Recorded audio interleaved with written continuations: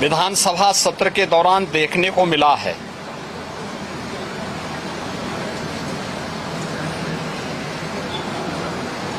विधानसभा सत्र को हंगामे के हवाले करना, प्रदेश के युवाओं, किसानों, महिलाओं और गरीबों के साथ भारी अन्याय है। मानसून सत्र में युवाओं के लिए, अन्नदाता किसानों के लिए, आधी आबादी महिलाओं के लिए और गरीबों के लिए नई स्कीम, नई योजनाएं प्रारंभ हो, युवाओं के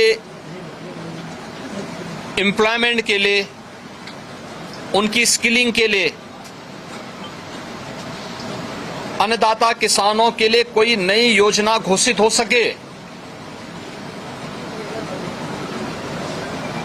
गरीबों के कल्याण के लिए कुछ नए कार्यक्रम आगे बढ़ सकें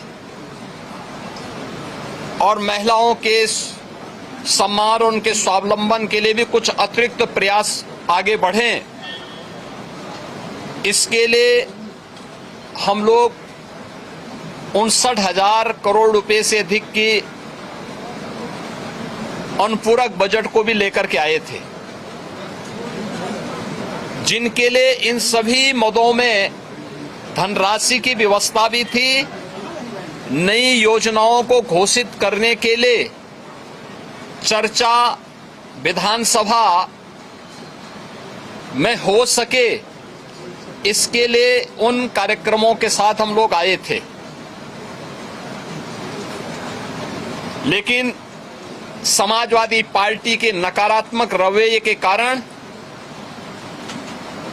युवाओं के मुद्दे पर, अन्नदाता किसानों के मुद्दे पर, महिलाओं के स्वावलंबन के मुद्दे पर या गरीबों के लिए बनने वाली वेलफेयर की अन्य स्कीमों के मुद्दे पर सदन में समाजवादी पार्टी ने कोई चर्चा नहीं होने दी। इनका ये आचरण असंवैधानिक भी है, युवा विरोधी है, किसान विरोधी है, महिला विरोधी है और गरीब विरोधी भी है। 59,000 करोड़ रुपए से अधिक का अनुपूरक बजट इन नई मांगों के साथ साथ प्रदेश के इंफ्रास्ट्रक्चर की स्ट्रेंथनिंग के लिए, एक्सप्रेस वे के नेटवर्क को और बेहतर बनाने के लिए जो माननीय जनप्रतिनिधियों ने डिमांड की थी, उसके लिए भी धनराशि का प्रावधान किया है।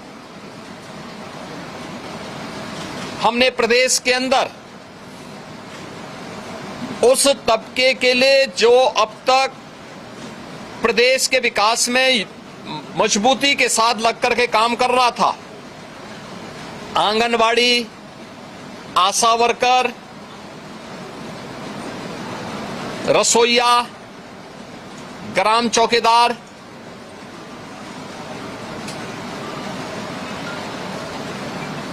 आपके कोटेदार, इन सब के साथ साथ उस हरेक तबके को छूने का प्रयास किया था जिनके मानदेय बढ़ने हैं। निराश्रित महिला पेंशन, वृद्धावस्था पेंशन, दिव्यांगजन पेंशन में भी वृद्धि हो, चर्चा हो।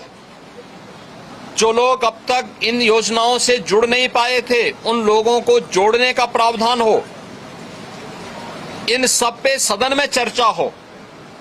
लेकिन समाजवादी पार्टी का नकारात्मक रवैया सदन में और माननीय सदस्यों के द्वारा उठाए जाने वाले इन महत्वपूर्ण मांगों को मजबूती के साथ आगे बढ़ा सके, इसमें रुकावट बनी। लेकिन उस सब के बावजूद विधानसभा ने सप्लीमेंट्री डिमांड को पारित किया है और पारित करने के साथ ही बहुत शीघ्र इन सभी तबके के लिए, मैंने जो कल भी कहा था कि उत्तर प्रदेश सरकार ने आउटसोर्सिंग कमीशन का गठन कर दिया है।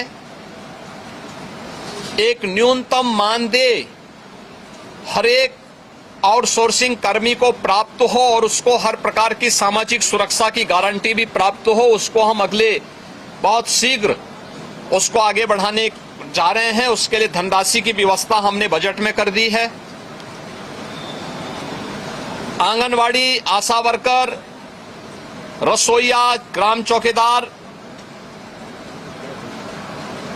या कोठेदार, इन सब के इंसेंटिव और इनके मानदेय को बढ़ाने के लिए भी धनराशि की व्यवस्था हम लोगों ने बजट में की हुई है और उसको भी हम अब विधानसभा से बजट पारित होने के उपरांत विधान परिषद में पारित होगा। विधान परिषद से पारित होने के उपरांत फिर इस बजट को हम लोग अलग अलग कार्यक्रमों के माध्यम से उस तबके तक पहुंचाने का काम भी करेंगे।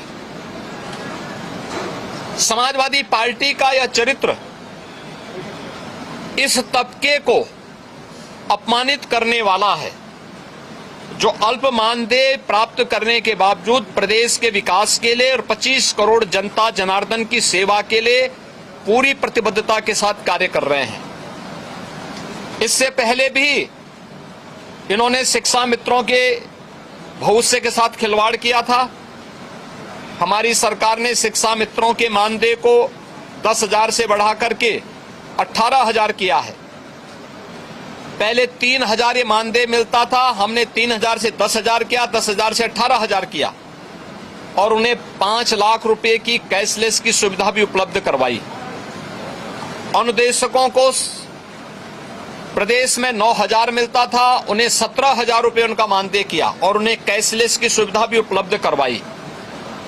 बेसिक, माध्यमिक, उच्च शिक्षा से जुड़े हुए जितने भी शिक्षक हैं, इनके मानदेय को इनको कैशलेस की सुविधा उपलब्ध करवाई। अन्य तमाम तबके के लिए बेहतरीन स्कीम को लेकर के, योजनाओं को लेकर के हम सप्लीमेंट्री डिमांड्स में आए थे और इन सब के साथ साथ सामाजिक न्याय के लिए अपना जीवन समर्पित होने वाले उन सभी महापुरुषों के लिए, जिनमें बाबा साहब भीमराव अंबेडकर हैं, जिनमें महर्षि वाल्मीकि जी हैं, संत शिरोमणि सदगुरु रविदास जी महाराज हैं,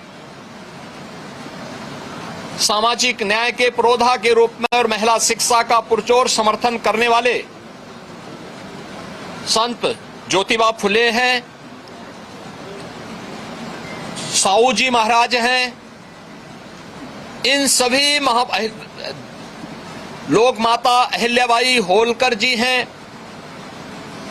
इन सब के बारे में भी हम लोगों ने इस बजट में चूंकि प्रावधान किया है 407 करोड़ रुपए उनकी मूर्तियों पे छाजन लगाने और सुरक्षित पार्क के लिए, बाउंड्री वॉल के लिए इतनी धनराशि की व्यवस्था इस सप्लीमेंट्री डिमांड्स में थी, वह न पास हो, इसके लिए समाजवादी पार्टी ने लगातार सदन की कार्रवाई को बाधित किया, लगातार व्यवधान पैदा करने का लगातार प्रयास किया। लेकिन इनके व्यवधान के बावजूद सप्लीमेंट्री डिमांड्स विधानसभा से पारित हुई है। विधानमंडल से पारित होने के उपरांत ये सभी कार्य तय सीमा के अनुरूप आगे बढ़ेंगे और सामाजिक न्याय के सभी पुरोधाओं को, सभी महापुरुषों को भी सम्मान मिलेगा।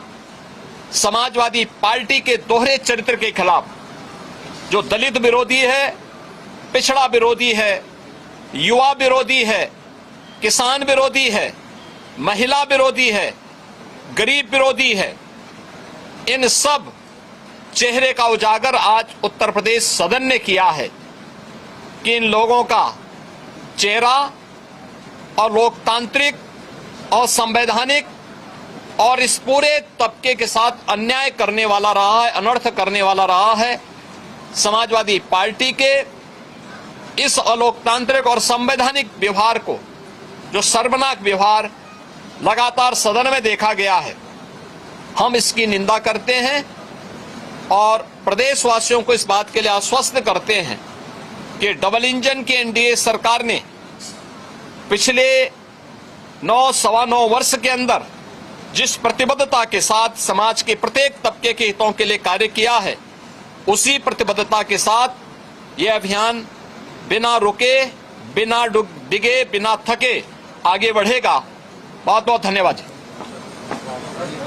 योगी आदित्यनाथ जिंदाबाद।